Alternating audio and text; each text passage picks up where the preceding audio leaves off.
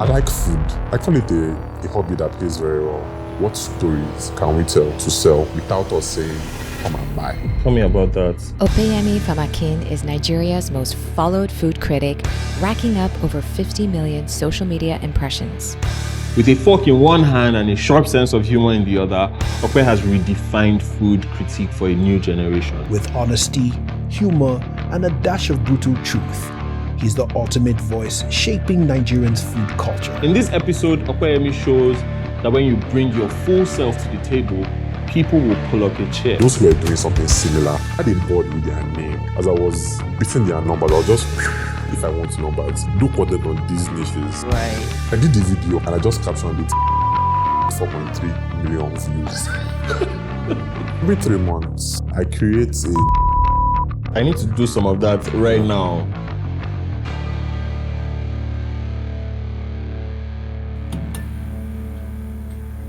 Opeyemi, it's so good to have you on the show. Welcome to the Creatorium Show. Yeah, we're really glad that this worked out. Let's get right into it. What's something people don't know about your story that if they knew now, it would help them make sense of the version of you that we see today? I don't want to sound cliche like I'm an open book.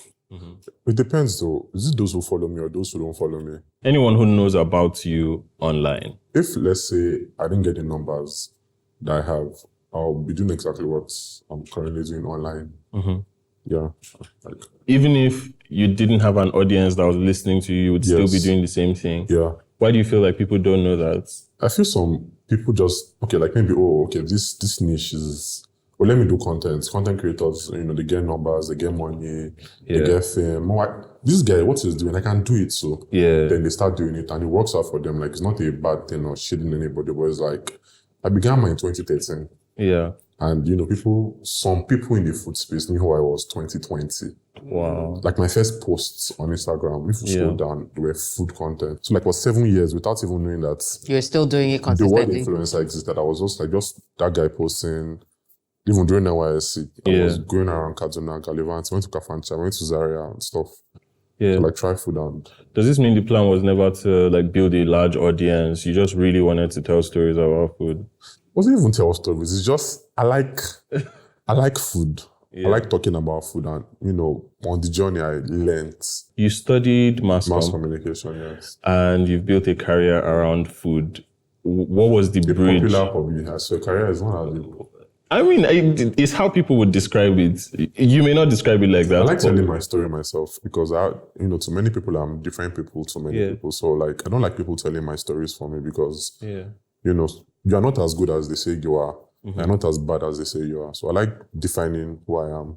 Tell me about that. I call it a hobby that pays very well. I swear it's not a career. So what was the bridge between those two? Like studying mass comm and then now having this hobby that pays well? It's not what I studied. It's more of the jobs, 9 to 5s I had after.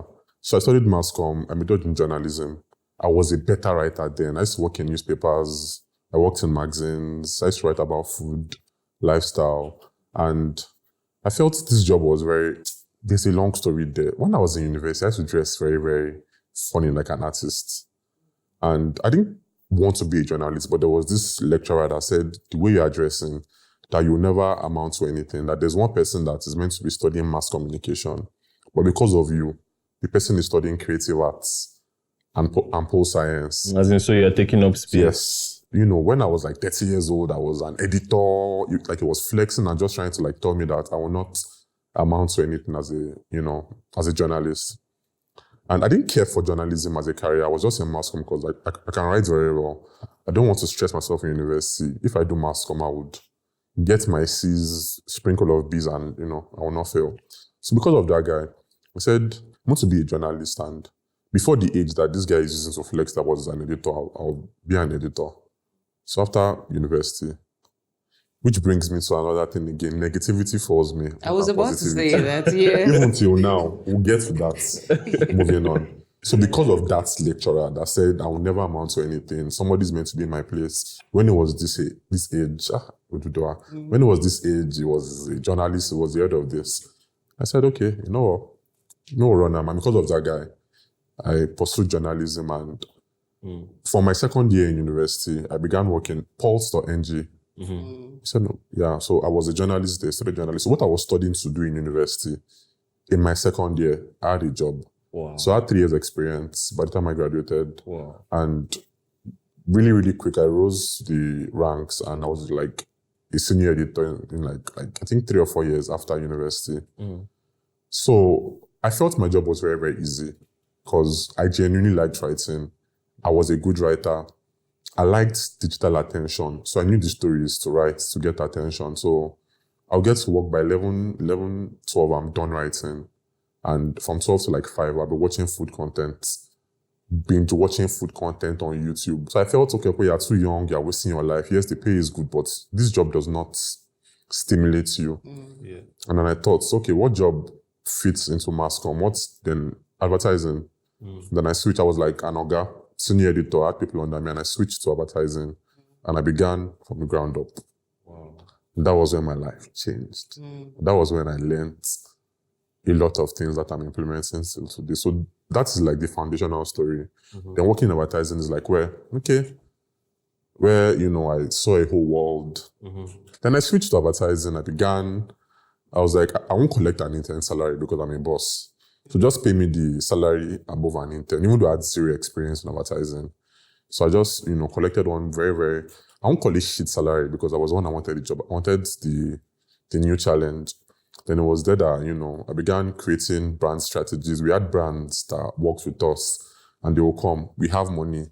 We have the products we want to sell. What stories can we tell to sell without us saying, come and buy? So like I was a brand strategist. That was my job. Selling stuff for brands without uttering the words, come and buy, without making it seem very, very obvious that we were selling. So I did that for like 3 years. I learned. And there was one time then this food critic journey was in advertising. There was one time a cereal brand came to our place to do a campaign. And they wanted an influencer marketing campaign.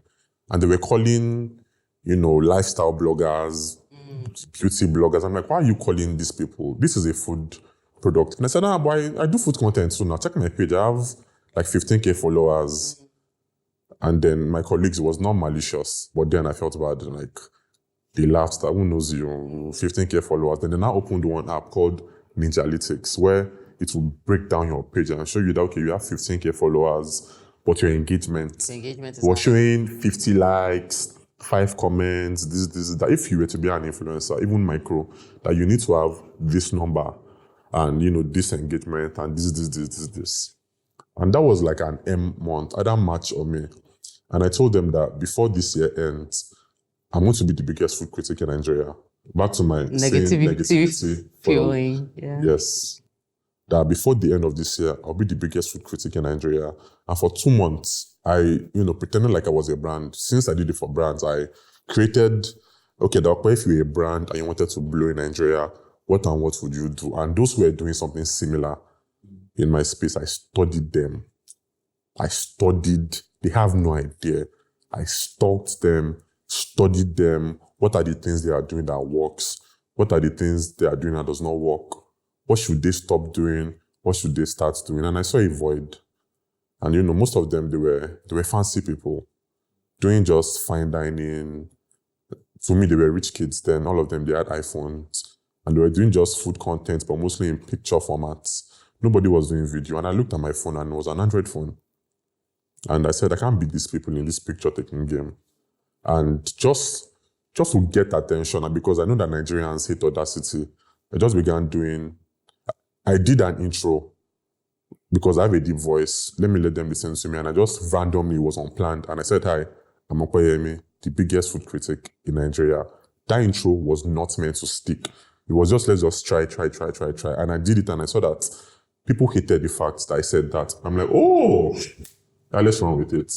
If people had accepted that intro or they ignored it, you may not have, it wouldn't have fueled you to keep going. Yes. So I would have been doing what I'm doing, but that intro, that title, I wouldn't have used it. So it's just once people push back, I'm like, okay, let's run. If I did that intro, I began doing videos because they were doing pictures, they had nice phones. I had a trash phone. So I was, okay, even though my phone is trash and the video quality is bad, but at least others are doing pictures. You don't see videos. So I began doing videos. I would just show you the restaurant, and I just did the opposite of what they were doing. They were doing fine dining restaurants. I did not have the money to do fine dining. I was collecting slightly above an intern. So I was doing the things I could afford, the local street food, things that even though you are rich, you can relate to walk around the road. You can relate to puff puff. You can relate to the best amala spots in Ikeja. So I just did the opposite of what they were doing, and I said all of them are speaking to the 10%. So let me speak to the 90%, to the common person. Let me speak their language. Let me not act refined. And, I had a board with their names.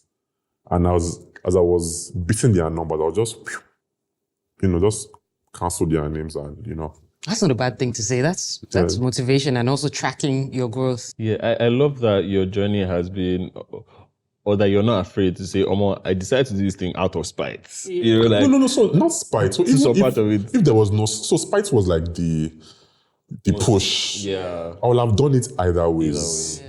But if they did not tell me, so probably I worked harder. It's like if you're hardworking and your parents say you this broke guy, you'll have still made money other ways, but it's just them calling you the name they called you will just make it faster and, will make you work harder. I've done it either ways. I really like that.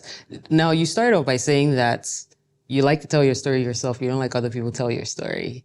And one of the things that you have actively positioned is you say you're a food critic. You don't tell people I'm a food creator or I'm an influencer. You're like, I'm a food critic. Yeah. Is there a reason why you specifically decided to choose that as a title? It's like if you're a doctor or a physician and you live in a country where people don't know that or what this person is doing is actually a physician. So it's just a food critic. If you Google it, is a food journalist. That's like the basic definition. But because they do not exist in Nigeria before me, people think a food critic is meant to be a cook. Or he can't cook and is a food critic. It's like, okay, but a sports journalist, you don't say he can't play football and is... So it's just like, it's not a thing that I am calling myself. It's what I am. It's just most Nigerians are not exposed to the title. And they think food critic, it does not own a restaurant. Yeah, but I guess like for many people, they would say to themselves, well, let me try and change the context. I mean, since people don't understand exactly what a food critic is, so let me just try and call myself a food creator or call it something. But you specifically are like, no, you guys need to educate yourselves or I'll educate you about it. But what I'm not going to do is to have you change. Yeah, have you change or label me differently. One thing I don't like is doing what everyone else is. Like, why there are food content creators, why enter the field and be one of them when you can just stand out? And, they will know them and they will know you separately. And I'm like, Chef Regs, if I'm there, I will never be the Chef Regs of this space. There's this chef, there's that chef. Like, why? I'm like, you guys have that. I mean... You just crafted your own lane, basically. Yes, so that all eyes on me, ignore them. Yeah, I like that. At what point on your journey when you started creating, because you started creating in 2013, yes. Right? That was when you put out the first video, correct? On Instagram, yes. Yeah, and then you started creating over then. At what point did you realize that your content was making an impact? Like, what was that moment where you were like, this is...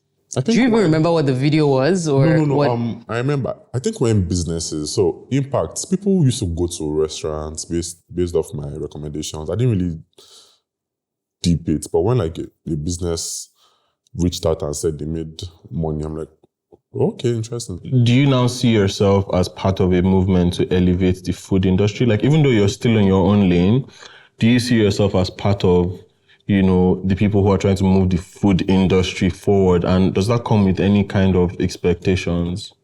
I used to some years back. I used to want to, let me be part of those that would make the Nigerian food industry this. I used to care about, I still do, but when you're in an industry and you come with a very, very pure, let me help the industry, let me do this, and, you now enter and you are seeing something, you're like, yeah, you know what, I do more street food content and less fine dining. But the plan was actually, okay, I have numbers. So I began doing it and, some businesses made money and I'm like, I have numbers, let me use this to push these fine dining chefs. Yeah. Like that was the initial plan when I began blowing. And, I became friends with them. I began doing stuff for them and the reception they had this, you can't sit with us vibe. They had this, okay, we don't like you like that, but we like your numbers. And I felt me doing this stuff for you doesn't benefit me. I have the numbers. If I do a review, yes, you are making your money, but if I give a positive review, you make more money. Yeah. And I'm like, you know what, since you people think this, and let me give it to the people on the road. Who need it and who will be appreciated. Port Harcourt, let me go to Kaduna, that, you know, you'll be fine. Let me give it to other people. And yeah, so I once had that mentality. I still do, but I'm not very, very pro, I'll move the industry forward, I'll do this now. I used to be like that. I'm still, at least my actions do it, but my mindset, I'm not doing it for the industry. I'm doing it for myself now in a non-selfish way. I'm doing it because if I help a business and the business makes millions, it positions me very, very well. Yeah. That is my mindset. It is a win-win. Yeah. The business makes money, the brands make money. So we asked about the impact of your content, and you're talking about how there's many things that are deep to some people and it's just not deep for you. Yeah. But I'm sure you still have a compass through which you decide, okay, what am I going to give more of my time to? What am I going to give more of my energy to? What am I going to devote my resources to? So what's a personal philosophy by which you make decisions in your life right now? I like Salem's content. Salem you're very, very deep. And it's good. You too. You in the business way. You in the business strategic way, him in the content. So I don't want to sound very corny, but it's like, I just do what I want to do. Yeah. Yes, I think it through. And I know if you do this, these are the consequences. And I just, like, if I want to eat fisherman soup, I just go to Bayelsa, eat it and talk about it. And there's no grand plan. Once a while, when I want to poke people on Twitter, I say and do things intentionally, just to press their necks and to remind them that you guys said you cancel me. Look at me, I'm still alive. So once a while, I do that. But generally, I'm just catching crews because I think based off precedent, I've learned that when I overplan my content, it does not, it is not genuine. But when I'm myself and I'm doing things freely, and also I think experience, the years of experience and knowing what works and knowing what does not work just dictates what I do. So I don't think I have the answer you're looking for. Oh no, you have given me the answer I'm looking for in a lot of ways. Like what you've said is that experience and repetition, like how consistent you've been, have built your intuition. So somebody might hear what you said now and think, oh, me too, I'm just going to go on. But it may not work the same way because there's an eye that you're looking at things from that you have built over time. Well, let me answer. Okay, I get you now. So if I want numbers on my page now, I'll just go and eat sushi with chopsticks. People hate, I don't know why, they dislike seeing me eat with chopsticks. So I'll just based off experience and based off knowing, if I want numbers, I'll eat sushi with chopsticks and they'll troll me. So I think that's going along the line of, if I want numbers, the page has been slow lately, let me build my page, I'll eat amala. Amala, but eating steak will not get you numbers. So it's just probably I know these things now, okay, if I want numbers, do content on these niches or eat one very, very expensive dish and say, oh, I ate a 2 million naira this and you get numbers without dragging anybody. So it's just, I think there's depth in what you said earlier about how there's not necessarily any grand, plan around how it is that you express. You express from a very simple place, which is, this is who I am, this is how I am. And I think that's important for people to know because a lot of the things that you share and a lot of the ways that you express your creative energy is the way that most people express it off camera. The only difference is that the camera is turned on you. So for example, if you're sitting down somewhere, if we all brought, different dishes here and we sat down and we said, let's eat it. If my immediate reaction to something, my honest reaction to something was, don't like this. Okay. Do you know what I mean? He's probably like, I like this. You're probably like, ew, I would never, we'll be honest. Yeah. But the moment that the camera is turned on, we have to now tame it down. We have to refine it, and I think a lot of what you've done is also show that honesty, which is a double-edged sword. Because on one end, you're like, guys, this is how we would all react on the dinner table. Let's be honest about it. On the other hand, you also have a responsibility because of the fact that, you're on camera. But let's talk about your journalism and your storytelling and things like that. How do you feel like, so for example, like when you're tasting food, do you think that one of your superpowers is your ability to also articulate in a particular way when you're writing? Because you did say that you're a great writer. Yeah. I do more of talking than writing now. In the beginning, yes, it helped me grow my page because I was doing more of videos and music. Then the caption was a very, very long caption explaining. But now I'll say it's more of psychology and not journalism anymore because it's like, okay, I know, like how I said, if I want numbers, I'll go and do this. If I want engagement on my page, I will just eat sushi with chopsticks. I will not say a word. But there's a way that you explain these things that is different, is what I'm saying. You know how to give language to what you're tasting. Do you get what I mean? Like, so you're not just saying, this is not nice. Okay. The regular person is just like, this is not nice, or this is spicy. Oh, I don't like it. But I don't like it, and you found a way to give language to explaining what you're tasting. I'll say more of experience, yes, the writing part, but there are people that do what I do now and they do not do journalism. But it's just if you keep on doing the same thing over and over, like I would assume you guys, when you were doing content like 4 or 5 years ago versus now, there's an obvious growth. If you speak on the same topics that you spoke on, 5 years ago, even though you have the same exact ideology and you still see it the same way you saw it now, if you had to explain it, you would use different words, you'll be more in depth in, explaining it. So I think, yes, there's journalism, but I won't give it all the credit. I'll just say it's more of growth, more of observing, more of, okay, when I say this way, people will do this. Like I was speaking of camera, and now I do less negative reviews because not every time fights. So, yes. So it's like more of experience, more of psychology. But yes, there's journalism, but not, like 2 of you do not do journalism and you explain your videos, you explain your points eloquently and very well. There's experience and there's also skill, right? Because as much as I didn't study journalism, people are deep in I this also stuff. skill. Yeah, there's skill, and I feel like sometimes we don't give ourselves enough credit for building that skill, which is why I always bring it up. I get a lot though. It's because I need to give myself credit.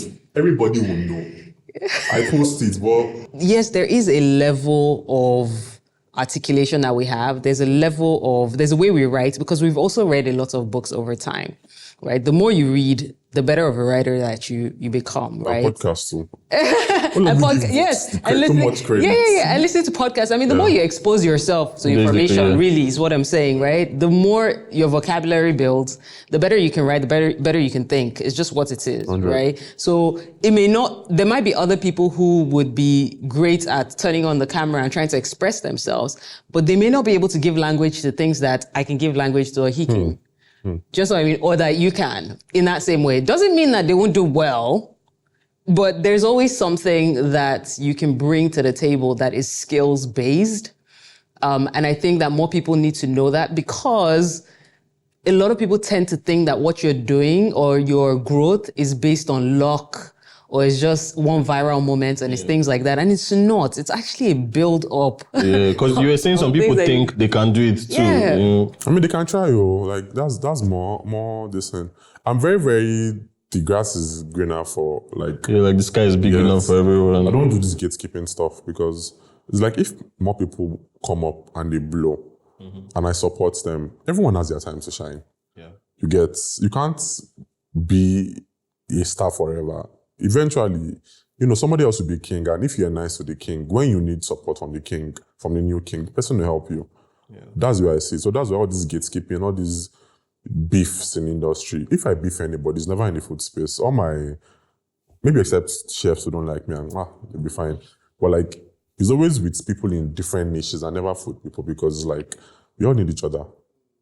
But you're also in a space that is a little bit expensive because when you're... Is it though? No, I mean expensive meaning that for you to critique food, you have to go and eat the food. I mean, is Zakara expensive? Well, okay, because you're doing more local content. But for a lot of people, right, who want to critique like different types of food, you have to go and actually spend the money. He said if he wants fisherman soup, he will go to Bayelsa. Yeah, so I didn't start like this. So the thing is that exactly. I think people overthink. Like when I had a 9 to 5, I was doing this and we were paying for office lunch. and they will bring different dishes every day. And I used to review my office lunch. Interesting. Yes. So it's like To just like work with what you have. everyone is looking at the finished product and Ope is flying to PH. But there was a time when I used this in a cab to go to Bayelsa, and I still have leg pain from entering. I'm tall from squeezing in a cab and everything, or going to Ibadan with bus and everything. I'm not enter bus again. So it's just, there was a time that I used to review regular food. Oh, at my friend's house, they cooked for me, Like, who does that? Well, it's just me saying, even if I did not blow, I genuinely liked talking about everything I ate. Yeah. Be it restaurants, be it my mother's cooking, which is on YouTube. Yeah. That, oh, mom made this today. This is how it tastes like. You're very confident. What is something that you think that people misunderstand about you as a creator? I think people choose to misunderstand. I won't blame them because the media, so it's like, as I said, if you do 50 contents and you do 49 positive and 1 negative and people don't follow you and the blogs post only that 1 negative every other time, you will not blame them, for thinking, oh, this person is the guy that goes to restaurants to destroy people's businesses. Like, that is what people call me. That guy that goes to people's restaurant and destroys their business. So it's like, you are not jollof. You can't please, everyone. So it's just, as far as my followers who follow me, they understand that, okay, this is what Ope does. When Ope says this, Ope is catching crews. When Ope talks about food from the East today, he's not being tribalistic, because yesterday he made jokes about Yoruba food. And the day before yesterday, he made jokes about Hausa soups. Yeah. So, but maybe it's that Igbo joke that would go on Instablog Nigeria. And those who don't follow me, so Opeyemi is it bigots, they call the word. Yeah, so they don't have full context of who you are. Ope catches crews with everyone's food. Ope went to his village and was trolling them that Ibadan is, I'm from Osun State, that can't you be like Ibadan? Sometimes the pro of building community versus just following as well that I found, even just on my journey, is like, because people in your community really know you, like they've been and they've journeyed with you, they know how you think and everything. I find like I have moments where someone will just show up on my page for the first time and they'll say something and everybody else will drag the person. They'll say, sorry, please, you don't belong here. You don't know, and they change the person off, 100%. And I don't even have to respond to anything. I don't have to say anything. I think that's like the power of community in that way, because like you said, people will take things out of context, or they've seen something, just one particular piece of content, and then like there's a whole agenda around that. Yeah, agenda will agenda. It's That's legend. why people on Twitter call my Instagram followers fools. Because on my IG page, once a while, but generally it's love and light. Because, they understand me. That's like where I am mostly. So those who follow me, they get that, okay, it's truly once in a while there are some naysayers. So people on my Twitter are like, I don't mind him. Those his IG momos, they don't have sense, because they know that on my IG, if you try it, people would they'll drag you. But on Twitter, where I don't like Twitter, God. that irritates me. But you have to you use it, right? Use it for just to defend myself. I don't use it for anything serious. Just maybe when somebody is pushing an agenda, I would respond. They say I should not respond. I'm like, no, I'm responding on Twitter. On IG, I'll block you, but on Twitter, I'm like, no, don't be lying. This did not happen. So it's to defend myself. Yeah. How do you define success at this stage in your life? There was a time, the tweet is still there, where I tweeted that if I can go to a restaurant and I do a review and the business owner makes a lot of money, I will consider myself very successful. That was like, I think 2018, 2019. That was what success was to me. Right now, I don't know what success. I think maybe being the biggest in Africa is like what I'm chasing right now. But like the things I wanted, things I thought were not possible or that would take years to get, I think I've gotten them now.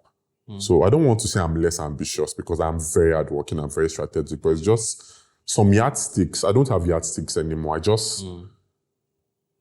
I'm just coasting, but I found a new excitement. We discovered that a lot of you who watch and enjoy these videos are not subscribed to the channel. We never want you to miss another one of our videos, and we want more people like you to be able to find them. So please subscribe. Yeah, I like what you said, saying you had a definition before. I think it's so important for everyone at some point in their life or career to stop and ask themselves, what does success look like for me? So you know, okay, this is what I want. So that when you get there, you know. Otherwise, we just continue to work and continue to work and continue to work, and you even feel like you're not really achieving anything.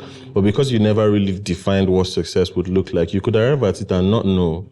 But do you also feel like success sometimes just evolves? Like your definition of success per time also evolves as you go along. So like success in one particular year or one particular season could be like, oh, I want to be popular. And then you become popular. And it's like, then success changes again. Yeah. I'm saying. Yeah, for sure. Yeah, I think I can't think of any part of your life that shouldn't evolve. Of course, there's certain things that shouldn't change, like your character, your values. Yeah.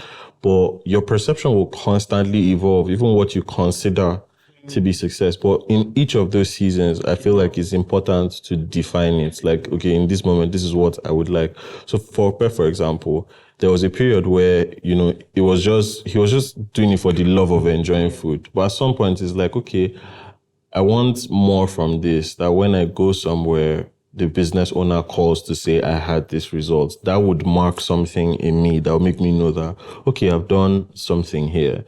So even though you still love it, I think those markers are important, from time to time. Sorry to cut you off. This was fun. Please. As a fanboy, watching you guys just do what you guys do online, I swear. This is really nice. I swear. And I'm not whining you. We're glad. We're glad to hear that. Yes. It's not that deep though. I'm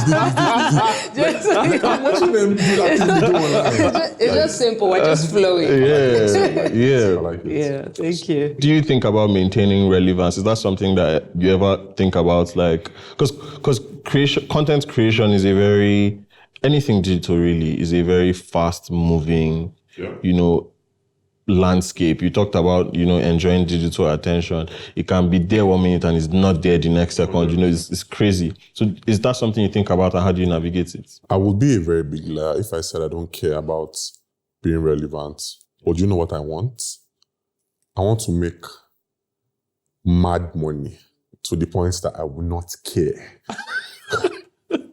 Like I'm doing some things behind the scenes, businesses, and trying to make money to the point that I'll be like, Salem, post now. Post your, yes. You're begging him for it. They'll be begging me that, but you've not posted in, I've been doing 10 posts a day. The least post I've done in a very long time.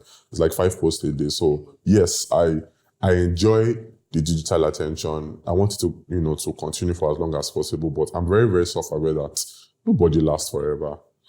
Maybe in 5-10 years, you will not be relevant, but would you be as relevant as you are now?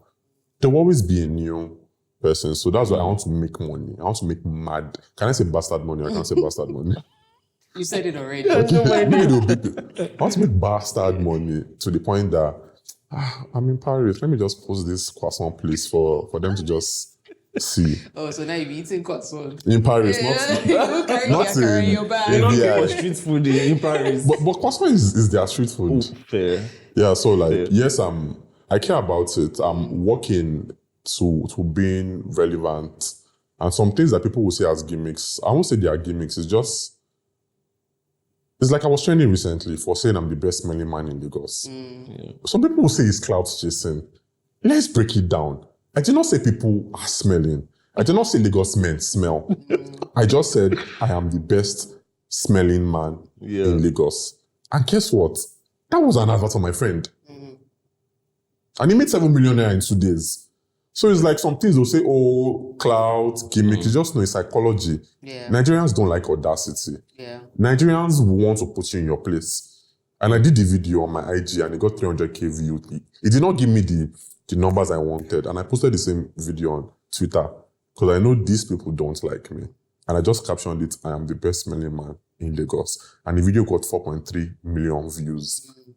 So it's like, and they were saying, no, clout. I'm like, how is it clout? I did not dance naked. I did not do anything crazy. I just said, I'm the best smelling man and I showed perfumes and, so stuff like that will keep me relevant for a long time because I'm like, okay, these people like to put me in my place. Let me just do stuff that make them I don't even think it's limited to like location. I don't even think it's a Nigeria thing. I think just generally, when you have audacity, people tend to look at you as semi-arrogant, right? And I love what you're sharing about the ways that you have again, own the story. And then you've lived up to the story. So you've told us something and you've lived up to it. You know, we had MI on the show. He talked about how the very first time he said Africa rapper #1.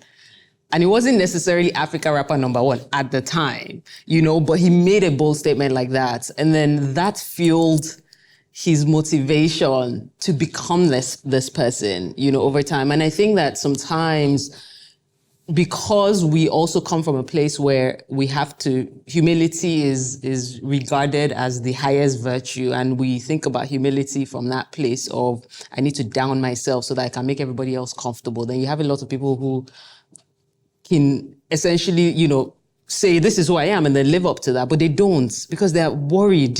What people say. They're worried about what will people say, you know? Yeah. And it's not bad to think like that sometimes, but just don't let it consume you. Yeah, like I love how he says, you know, the creator's creator. And hey, there are many people who can argue and say, what makes you the creator's creator? Yeah, what makes you the creator's creator? You know, but hey, but that's who I am, and that's who I want to say I am. And I'm gonna live up to that expectation, right? Based on how it is that I've even qualified what it means to be the creator's creator. You're showing workings. You're showing your workings, you know, in that measurement. So like, I think that's something that our audience needs to take away, is it's important to be able to say who it is that you are, own your story, own your voice, you know, own what you're about. You faced a lot of dragging. 100%. You faced a lot of controversy. 100%. You know, what has that taught you about your voice? Before I answer that, I want to backtrack. You said MI was here. Yes. I have a tweet saying this version of Ope that exists was modeled after MI, Chef Regs, you know Osage Alonge? Yes. Or Facts Only, they were Fop and Davido. The tweet is there that these 4 people, I studied them and I jacked their style to create me. That's really cool. Like, the tweet is there. If you can find it, I'll put it on the screen. That the declaring yourself as the best, as #1, was stolen from MI. That's powerful. Yes. He needs to see this. Yes. He knows the impact of declaring it. yourself Yes. the best and working towards it was stolen by MI. The saying things the way they are and damning the consequences, Osage Alonge. Chef Regs, being a pioneer in your industry and showing workings, Chef Regs. Then the Davido, people don't rate you, people don't want you to be there, but you would always prove to them that I'm not going anywhere. Davido, these 4 people, like the tweet is there, that these 4 people inspired me, that this version of Opeyemi that exists, yes, it is me, but I took these 4 traits from them, married it into a soup, and yeah. I love it. Yeah, I really love that. And I love that you can even acknowledge that publicly. Because sometimes, you know, people also feel like, oh yeah, I don't want to, you know, talk about the fact that I saw, it's what we say about still like an artist. Still like an artist. Where it's like, I don't want to seem like I'm copying.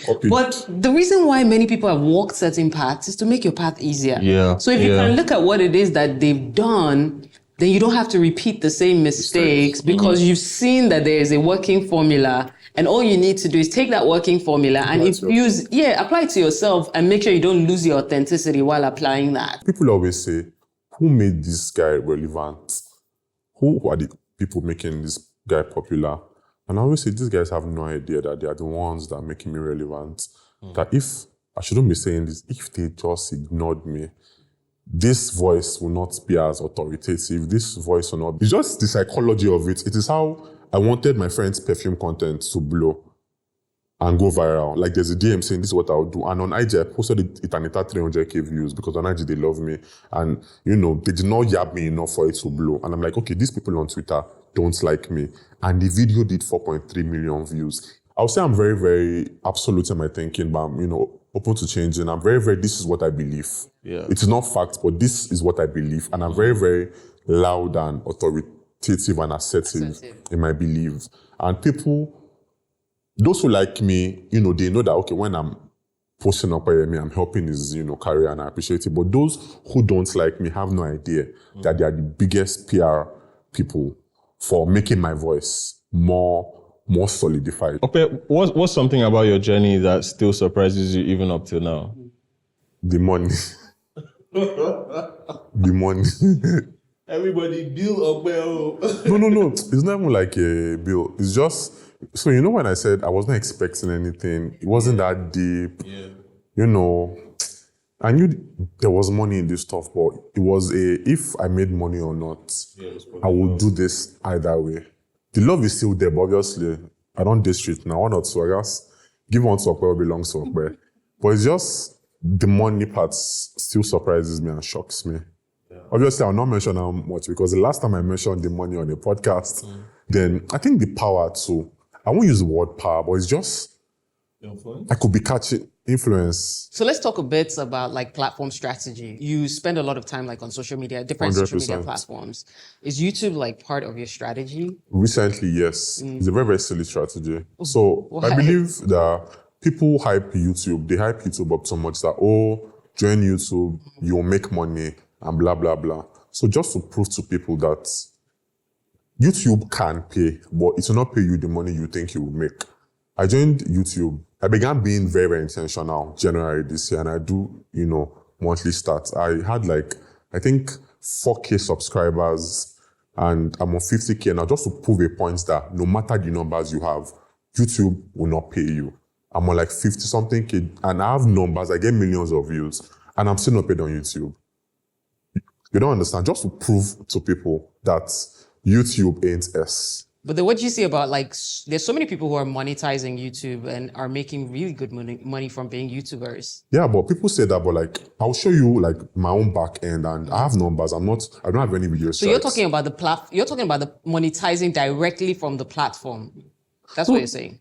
You said YouTube, for example, and I'm saying, yes, I'm on YouTube, but not for the reasons you people are on YouTube. I'm on YouTube, growing my numbers to troll YouTube and to let people know that YouTube is not that money bag that they think it is. What if you cross a certain, threshold and actually start getting paid a lot? You need to get more than 1,000 subscribers. Yeah. I'm on 50-something. I have this, from 4K in January to 50 plus.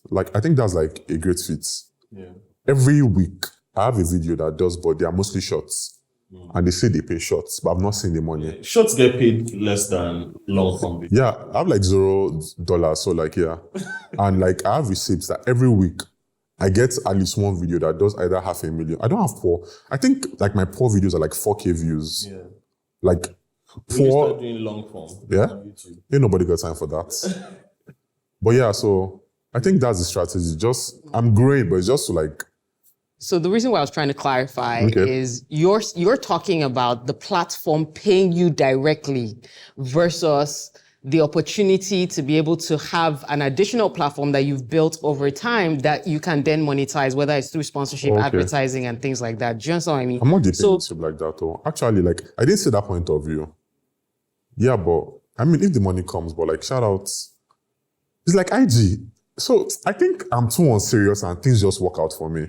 Yeah. It's like IG, so money was never the plan, but here we are cashing out. Yeah. I pay my taxes. But here we are. It's like TikTok too. So when I joined TikTok, money was never the goal.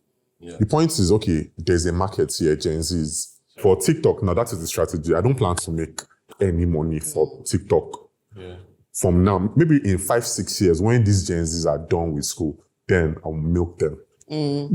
So, yeah, because I mean, many with platforms, the thing is, there's always there's a direct and indirect strategy, right? 100%. So you have situations where, as you said, it might not be about the money on one platform, your priority is, I need to monetize. On another platform, you're there's a different strategy. And it could be long game, it could be different audience that the brands that I work with care about. So they may not care about your Instagram audience, for example, right? There'll be brands who care about things that you're doing on, say, for example, YouTube, because it's a little bit of longer form content. It happens a lot. No. I know people. Yeah, I think it also depends on the type of content that you're creating. So there's that too. So I do shorts. My shorts get numbers though. So I'm not struggling on YouTube. Don't get me wrong. I'm not complaining because I'm struggling because that's if you're not getting numbers, you struggle. No. My numbers I had 4K January. I'm on 50K plus. It's given. But it's just it's there. You lose nothing. You post your videos. We're going to have this conversation again in 2 years. 2 years. I want us to come back to it because and the reason why I'm really shocked if anything good that is tangible comes out of, I will be I would hope so, but I would be genuinely sure because I have zero plans. It's just dump your stuff there. Facebook and YouTube too is a dump your stuff. I'll push back a little bit and say, spend some time just sort of learning a bit more about the platform and then figuring out how you can make it work for you. 100%. And then we'll have this conversation again in 2 years because we're going to look at your YouTube. We're going to look at how you're, flexing on the YouTube and monetizing and things like that. And we're going to send you a private message and say, Opeyemi, you're now the YouTuber guy. No, but Salem, can you be big on all platforms? Yes, there are creators who are. There are. Let's not use the outliers. The average person, can you be big? You can be, but it's going to require, for example, building a team, making sure that you can, that's what I'm saying, like making sure that you can sustain it over time. Because sometimes and this is a very important conversation because sometimes you'll find that the reason why you're not maximizing a particular platform is maybe sometimes because you don't have sufficient capacity, not because your content is not valuable and great, because that's a completely different audience, yes. But because you don't necessarily have capacity for it. But I'll say don't rule it out because you, at the moment, don't have the capacity. Do you understand what I mean? Like, keeping that open mind that, I'll play around with this platform at a different point in time. And I'll see how it works for me. To prove people like you wrong, that there's no money in this stuff. That's why I'm on YouTube. But I'm glad that at least you're posting the videos and leaving them there. We can tell you there's money in YouTube. Yeah, because we've also had... Hey, we can tell you there's money. By the time this episode is airing, by the time this episode is airing, we can tell you there's money. Because we've also had one or more than one major YouTuber on the show, and we've asked them these questions, but they primarily make long form content. Yes. So there's a lot they are able to do. We cannot tell you. But I'll watch it. For the most part, they are able to make money from like inserting ads between videos. That's difficult to do with short form. They have sponsorships, they have affiliate income. There's all those things that you have not explored yet. Yes. But keep dumping those videos and then, with some time, I think those doors will open. So you can imagine that you now say to people like, oh, and in your affiliate marketing, right? Like, on your YouTube page and things like oh, you can buy this wine glass from this particular store. So it could be amazon.com/whatever store. You'll be surprised the conversion that you get on some of these things that you will not get on any of those other shorter form where platforms. They don't have clickable links. Where they don't have clickable links. So it's very interesting. We'll come back to this conversation. I know you want to prove us wrong, but I feel like... Who told you I'm not going to use the affiliate market? We'll see. Because every product that you show, I mean, even if it was like, oh, there's a particular fork that you use every time you go and eat, and there's an international brand that Opeyemi only uses their cutlery. Like, those things are so powerful. You just figure out, how can I use what's seemingly simple, right? How can I monetize what is seemingly simple? Because I use it all the time. And I'm the one who has created that excitement and that energy that other people have towards this particular product.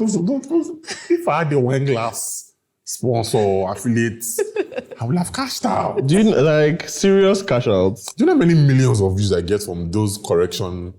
Interesting. Okay. And we're having this conversation because we find that on your creator journey, and this happens to so many people, is you get to a point where you kind of peak in your monetization strategy because you get so used to your certain levels, your certain income streams. So you're like, oh, I make income from here, so I'm just going to double down on that and focus on that. And sometimes it blinds you to the newer income streams that you can actually see and find. Listen to these people. It's true. It blinds you to that. See, this is like why I came to this show. Yeah. No, don't be sorry. I learned something. Yeah. That I did not know. That seems very, very obvious. Seems like you should know. Yeah. I did not know that. Yeah. Thank you. It's very important. It's a blind spot that as creatives that we sometimes have. We get used to it and you just keep it. It's like musicians. Musicians are like, I'm going to make money from Spotify. I'm going to make money from live shows. I'm going to make money from touring and things like that. And they key into that and they double down on that. But imagine that a Wizkid, for example, owned a barber shop. Because of how cool his haircut is, he owned a barber shop that was scalable, right? Everybody that loves Wizkid will go to Wizkid's barber shop.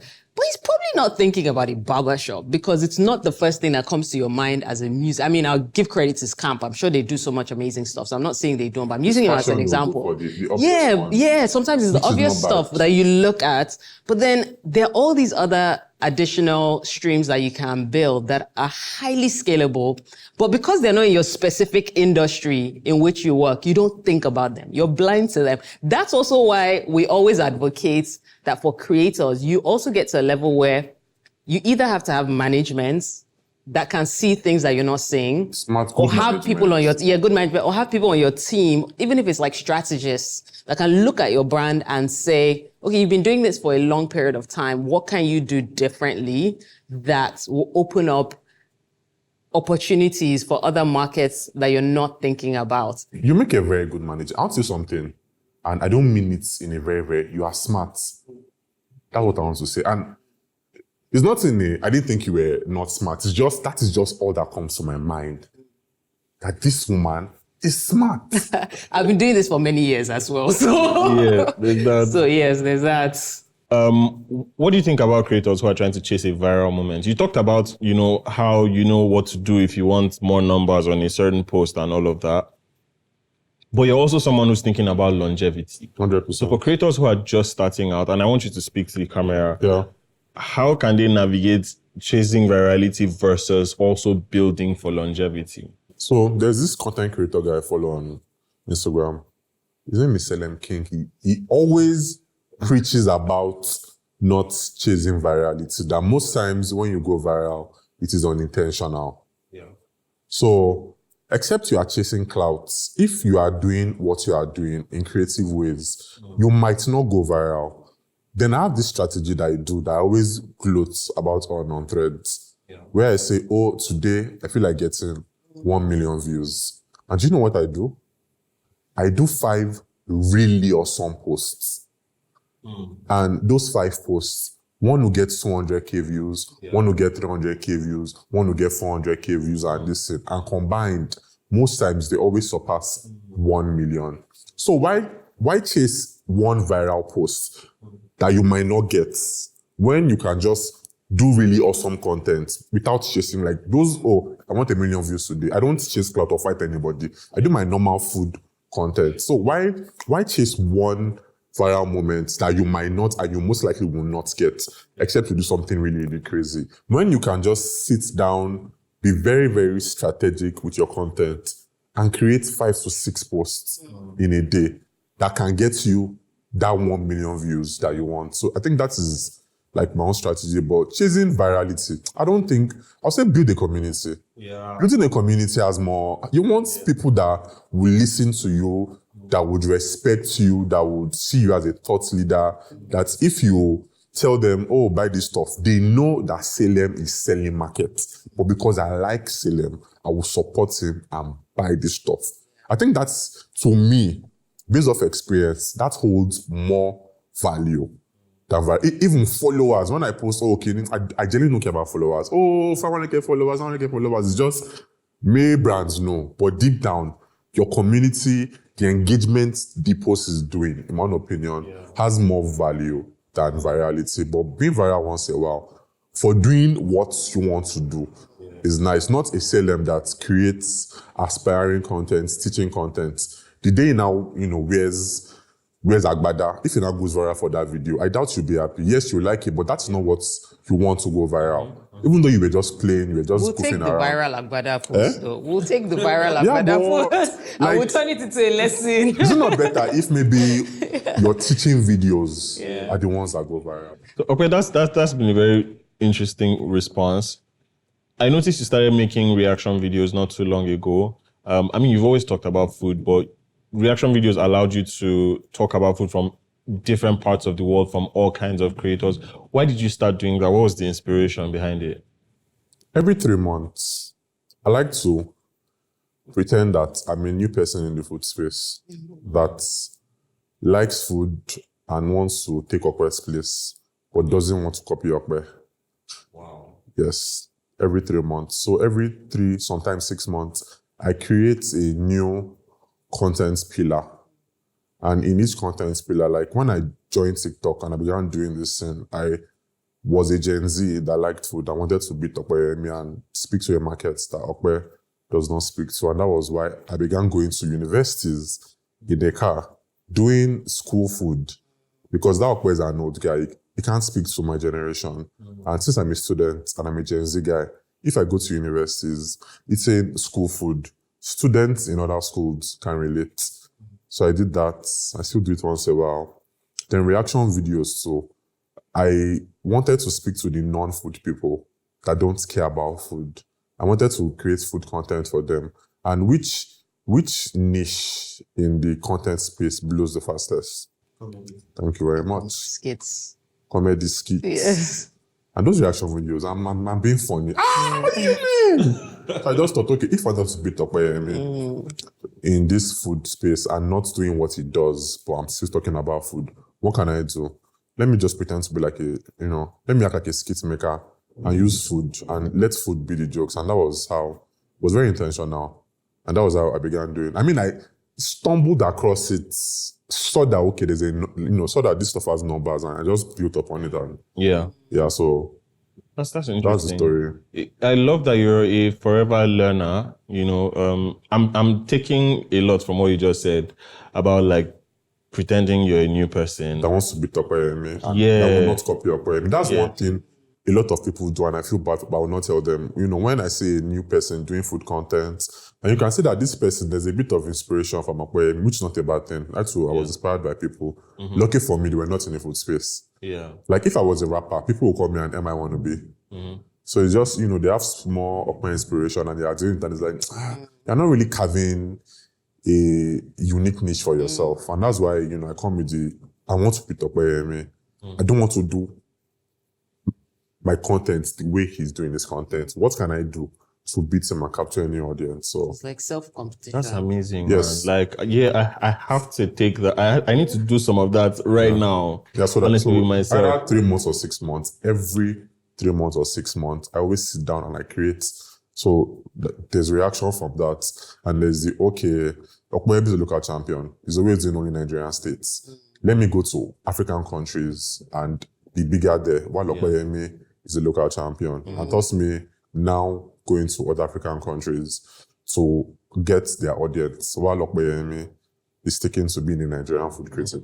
That's actually very sharp. I mean, it's a form of creative experimentation, really. I feel like when you experiment like that, it's required. Yeah, so you get out of your... There's something, your guy MI said, where he said in a day you should try to get through 50 failures. Like wake up every day and like, how do I 50? I mean, so it can be 1 month, it can be 1 year for anybody, but think, how do I fail several times? Because it's an experiment. You could try it and it doesn't work, and you're like, this didn't work. I will try something. Exactly. Exactly. Ope is still there. This is not Ope. This is coming out of Ope to do this thing. If it doesn't work, we scrap it. If it works, we add it to Ope's content pillars. So it's really amazing. And you're here saying you did not answer the questions deeply. You have your other Instagram handle that you created. Yeah. Where you share stuff, right?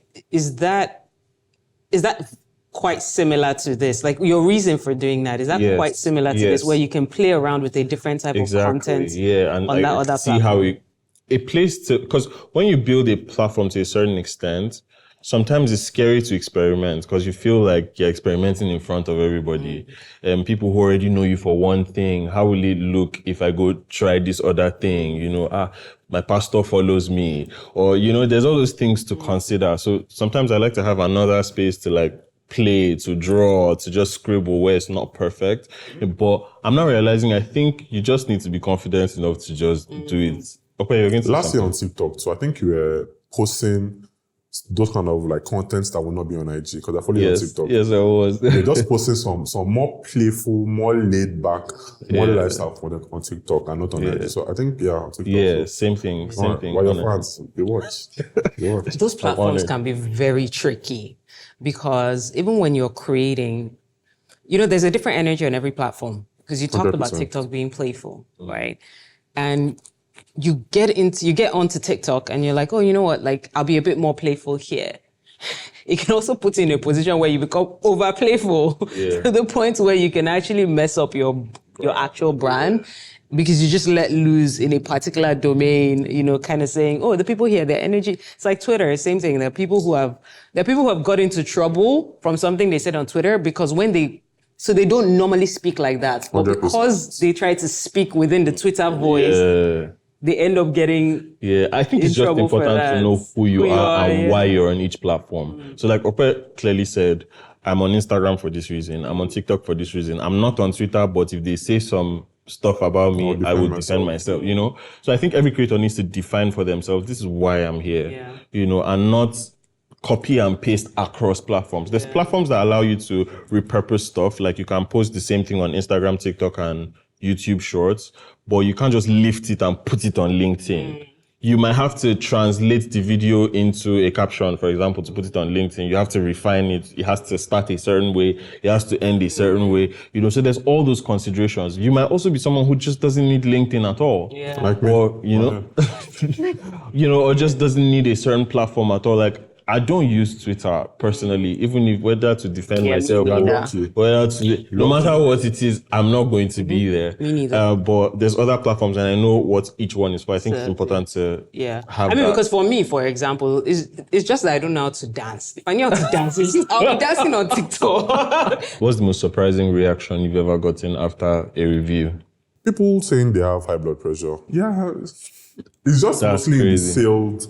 Oh, I did not expect to make this much sales, and like someone told me she had high blood pressure, that she now has. Oh wow! That stuff triggered high blood pressure. I was happy because it's like good. Like, so just high blood pressure. One woman, news platforms going to interview them and just. I think I should start taking these things. I should start seeing them more seriously. But like, these things happen like occasionally. Like in Abuja, there's one pork man Abuja. When no content creator went before me, but after I came, they were like all the content creators that they've been sending DMs for years to come. That after I came, the video did millions every day. All of them began coming. So just stuff like that. But I don't deep it like that. It's just a random Tuesday. But I think you should deep it. So you know why I think you should deep it is if you get 1 million views every day, I'm not to flex. Will it be a big deal to you? It won't be, but it will be as well. I'll tell you why. If every week for 2 years, I'm not saying I get 1 million views. If you kept on getting the same positive result on some things, let's be real, would it, in the beginning, it would be a big deal. But after 2 years or 3 years, would you dip it?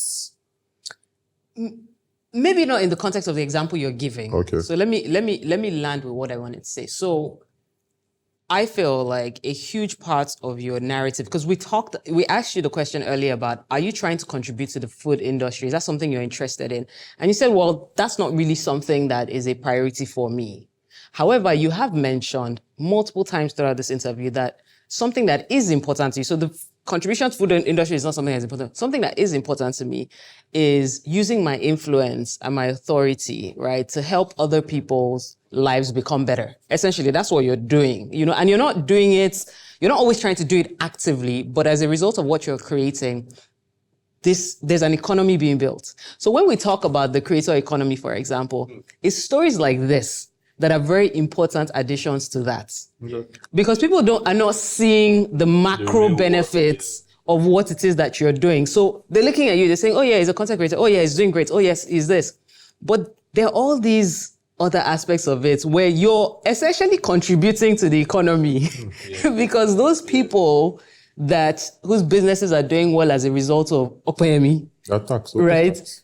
Do you know what I mean? Their standard of living is increasing. They can send their kids to school now. Yes, exactly. So it is important to be able to have that narrative, weave that narrative into your story, your storytelling, so that you're also seen beyond being a creator. You're also being seen as a creator that is actively contributing, right, to the economy in different ways. And it might not feel like you might feel like, oh yeah, it's not deep, but guess what? On a global level, that's a conversation that global picks up very easily. So there's what you're doing in your day-to-day. Yeah, I'm a creator, I'm building, I'm doing this, I'm doing that. And there's some narratives because you may not, for example, be invited to speak at the UN General Assembly as a food critic. But guess what? You can be invited to speak at the UN General Assembly as somebody whose creative energy, right, and creative work is contributing to not just the creator economy, right, but also contributing to just economic success for so many other people. And that again is a story that you're leaving on the table. So you should definitely think about that one. So branding. It's very powerful. Add that to your branding. You know, I said you're very smart. It's And again, I'm just giving you like free game on this show. You mean that I'm very smart. So like I say this in a non-malicious, non-anything, but like I swear, like it's just two women that I've met in person that I feel they have like the most beautiful brains. I see us watching us. No. I'm not capping. There's one lady in the story that she works in advertising. I always tell her that your brain is beautiful and you in person, not maybe like I love your brain. Thank you so much. I think that would be my equivalent of what you said about if you had 1 million views every single time. Would you care? Yeah, I hear this so much I love that it's not my normal. Right? I love your It's my normal. Have you ever created content? Thank you so much. Have you ever created content that you didn't think was going to blow up and then it just like ended up blowing up? Define blow up, sorry. Like you didn't think you created something and you didn't necessarily think it was going to be a big deal. You're just like, I created this, I put it out. And then it ended up, for example, becoming a viral moment. Okay, And you were like, wait, how the heck did it just go viral? the ones I'm misquoted, yes. Right. Yes, but like when I'm creating content, I'm very intentional on my content. Don't yes, I might seem laid back, I might seem like I'm just catching cruise, but there's a lot of thoughts. I know exactly what I want to do. I know the emotions that I want to evoke when I am creating the content. So when I'm the one that's creating it, but the ones that I'm being misquoted is mostly in podcasts where I don't control it. Yeah. So like me being in this spot, like on your show now, I've not said anything to my knowledge that would evoke anger from anyone. Right. To my knowledge. Unless we edit it in a different way. Yes, but like if you guys were dubious people now and you edited it and you posted it and it goes, so those ones, I'm like, what did I say? So we've talked about the moments where the things that you do have positively impacted people's businesses. But have you also had moments where a review that you did negatively impacted someone's business? 100%. And how's that feeling for you? My What was your negative critics are usually corrections. Yeah. So and some people take it. Which is the job of a food critic? Nobody in Nigeria takes that stuff well. You don't necessarily feel the responsibility that a lot of people believe that you should feel, which is, I feel sad that, it affected this person, because the nature of your job as a food critic is to be honest. The more honest you are, the more of an authority you are. Right? Yeah, more credibility. Yeah, more credibility. Like that's the nature of your business. If you're a dishonest food critic, I don't really care about your stuff, because the way I'm going to make decisions about where to go or what to eat is going to be based on, you have a responsibility. If Ope says that something is good, then I'm going to go there and try it. And I'm going to spend my money to go there and try it. So that's a huge responsibility, right? And so with the nature of your job, it's like, I gotta be honest. But then when you're in a situation where the conversation is now happening and it's heated, right? And people are saying, you're negatively affecting this, like for a lot of people, and this is why I wanted you to speak to this. Yeah. For a lot of people, they feel the moral compass shows up, which is, I feel bad this thing happened. Which is valid. And for you, it's like, how do you then say, I feel bad, but I also said the right thing, so I'm going to stand on my truth. It's only once twice that I've done negative reviews that, even though I did not lie and it was the truth, I felt bad. Every negative review I've done, which is me correcting them, like the microwave guy now, thanks to me, all of you can now enjoy freshly made burgers in Imo State. Yes, thanks to me. I love that. But Opeyemi is trying to ruin someone's business, but thanks to me. So most places where I correct them and people are emotional, like when I was in Ibadan some years ago, and their best, cake restaurants, I have a video, I didn't even say anything, was selling a cake that I could not stab with my fork. They were saying, go back to your Lagos, this. But I'm like, you people complained about this restaurant. And I went there to verify if truly their cakes are bad. They just said, there's a video of me. I died here then. I was stabbing the cake the fork could not enter the cake. I didn't even say anything, but they were saying, you're trying to make Ibadan look bad. And thanks to me, the people in Ibadan now can now enjoy soft cake. Right. But Ope is a bad person when he makes these corrections. When all of you complain about these things, the business owners will not listen to you because your voice is not that strong. But the person that has a strong voice that is making the complaints, when he's doing it, all of you choose to be emotional. Oh, go back to your Lagos. You're trying to make Ibadan look bad. Well, I did say Ibadan. I did say Ibadan in the video. But Because you're the trust. I did say Ibadan. But all of you can now enjoy soft cake, soft spongy cake. So I don't feel apologetic because it's like, well, you know, the restaurant owners, they'll listen. People would enjoy. People would always be emotional. Yeah. You get. Your bio says 10 over 10 is for God. 9 over 9 is for me. What's that about? Cruise. I did it. There was a time I changed my bio every time, just random change, and I did that. People did not like it. Oh, you don't like it? I'm beautiful. And I never changed it. Yeah. It was just random. Like, You're stubborn creative. Yeah. And I love it. Am I stubborn? Am I? Why do you have to mention Ibadan when you were starting? Could you just stab the cake? I mean, but if it was good, and I was saying, more Ibadan, they will not say Ope is trying to. Yeah, it's the same energy. And you were in Ibadan. And I was in Ibadan. Ope, we have one more question for you. You've always trusted your voice, even when nobody was listening, even when nobody was watching. So for a creator, and I want you to speak to, our audience, for creators out there, how can they learn to trust their voice, even when nobody's listening? Be yourself and be delusional. Yeah.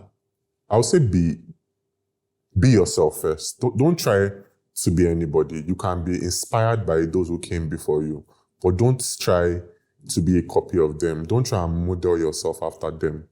Pick one or two things they do, but don't be a copy and paste or an MI wannabe. You get, be yourself. You must be delusional that you are who you say you are or you are who you want to be. And minus those two things, you must get a pot and you must get consistency and being strategic. Because nowadays, there are a lot of creators who are very hardworking. They are not lazy, but the results they want, they will not get it because they are doing the same thing others that came before them are doing. This content, I've seen it from 7 other creators like you, so there's no need to watch your content. So, because not everybody is loved like 2 of them. Not everybody will be gassed up. Not everything you are doing will be, what is the word again, will be given a thumbs up. Sometimes you could be a me where every day unprovoked, people would keep on telling you that you ain't you are not that person, you are not who you think you are. They would keep on, telling you that you are nothing, you are nothing, you are nothing. If you cough, you are nothing, you will never amount to anything.